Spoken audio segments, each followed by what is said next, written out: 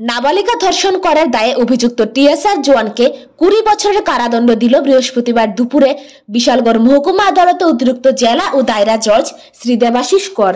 রক্ষক যখন ভক্ষক হয়ে ওঠে তখন বুঝতে হবে সমাজ ধ্বংসের পথে, আর সেই ধ্বংসের হাত থেকে সমাজকে রক্ষা করা কোনোভাবেই সম্ভব নয়, এমনটি মনে করেন রাজনীতিবিদ থেকে শুরু করে শুভবুদ্ধি সম্পন্ন মহল। সংবাদে প্রকাশ, গত 19/9/2020 সালে বিশালগড় মহিলা থানায় নাবালিকা ধর্ষণ করার অভিযোগে টিএসআর জওয়ান নায়েক বাবুল দাসের নামে একটি মামলা করে ধর্ষিতার পরিবার। বিশালগড় থানা মামলা হাতে নিয়ে অভিযুক্ত টিএসআর জওয়ান বাবুল দাসকে 19/9/2020 তারিখে গ্রেফতার করে বিশালগড় মহিলা থানা পুলিশ। অভিযুক্ত টিএসআর মামলা গ্রহণ করে আদালতে সোপর্দ করে 20/9/2020 তারিখে। অভিযুক্ত টিএসআর জওয়ান বাবুল দাসের বিরুদ্ধে ভারতীয় দণ্ডবিধি 376AB of IPS section 4 of POCSO act 506 IPS ধারায় মামলা গ্রহণ করে। জানা যায়, বাবুল দাস 17/9/2020 তারিখে একাকিত্বের সুযোগ নিয়ে 10 বছরের নাবালিকাকে তার বাড়িতে ডেকে এনে জোরপূর্বক ধর্ষণ করে। দীর্ঘ বছর জেল হেফাজতে রেখে উক্ত মামলায় 13 জনের সাক্ষ্য বাক্য গ্রহণ করার পর বৃহস্পতিবার দুপুরে অতিরিক্ত জেলা ও দায়রা জজ শ্রী দেবাশিস কর বিশালগড় মহকুমা আদালতে অভিযুক্ত টিএসআর জওয়ানকে 20 বছরের কারাদণ্ড ও 2 লক্ষ টাকা জরিমানা নির্দেশ দেন। 2 লক্ষ টাকা দিতে না পারলে অনাদায়ে আরো 2 বছরের কারাদণ্ড, পাশাপাশি ভারতীয় দণ্ডবিধি 506 ধারায় 3 বছরের কারাদণ্ড ও 5000 টাকা জরিমানা নির্দেশ অনাদায় করে আরো 6 মাসের কারাদণ্ড নির্দেশ দিলেন।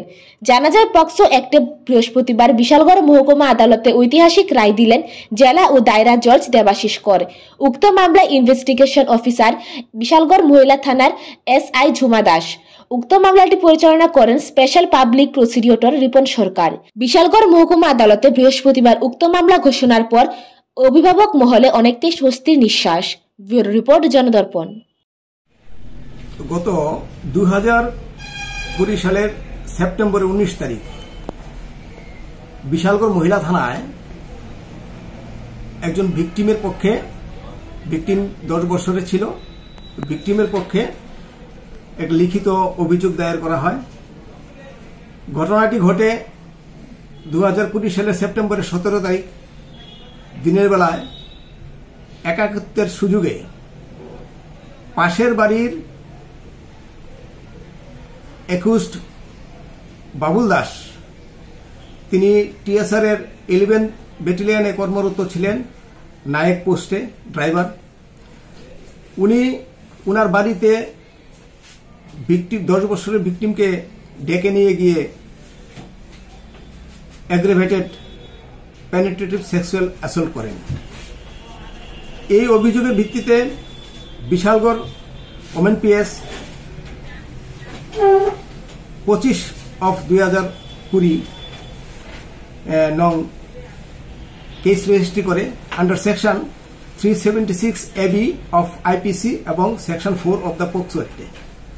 তারপর চার্জশিট দাখিল করে 21 বাবুল দাসের বিরুদ্ধে মাননীয় স্পেশাল জাজ শ্রী দেবাশিস কর মহোদয়ের কোর্টে বিশালগড়ে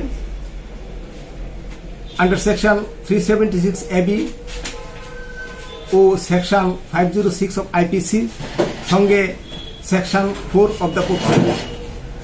মাননীয় আদালত ডিউরিং ট্রায়াল 21 বাবুল দাসের বিরুদ্ধে চার্জ ফ্রেম করে under section 376AB, section 506 of IPC এবং সেকশন 6 অফ দ্য পক্সো অ্যাক্টে। এই কেসে মোট 13 জন সাক্ষীর সাক্ষ্যপক্ষ গৃহীত হয়। সাক্ষ্যপক্ষ গ্রহণের পর এবং আর্গুমেন্টের পর আজকে 25 জানুয়ারি 2024 তারিখে মাননীয় স্পেশাল জাজ শ্রী দেবাশিস কর মহোদয় এক ঐতিহাসিক রায়ে 21 বাবুল দাসকে দোষী সাব্যস্ত করে এবং কনভিকশন দেয়। কনভিক্ট বাবুল দাস